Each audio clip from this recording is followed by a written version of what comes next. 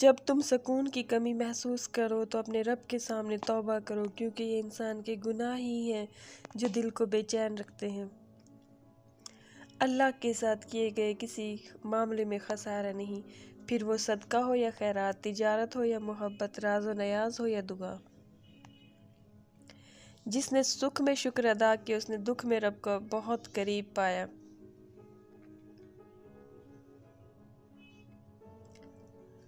مایوسیاں محسوس ہونے لگیں تو مہربانیاں گننا شروع کر دیں۔ اللہ کی محبت کی مٹھاس محسوس ہونے لگے گی اور دل سکون سے لبریز ہو جائے گا۔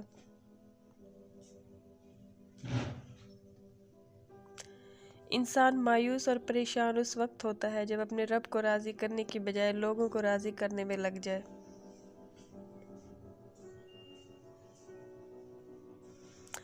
حضرت محمد صلی اللہ علیہ وآلہ وسلم امت کے لیے راتوں میں اتنی دیر تک کھڑے ہو کر عبادت کرتے کہ ان کے ٹخنے سوج جاتے، اور آج کی امت اتنا سوتی ہے کہ آنکھیں سوج جاتی ہیں۔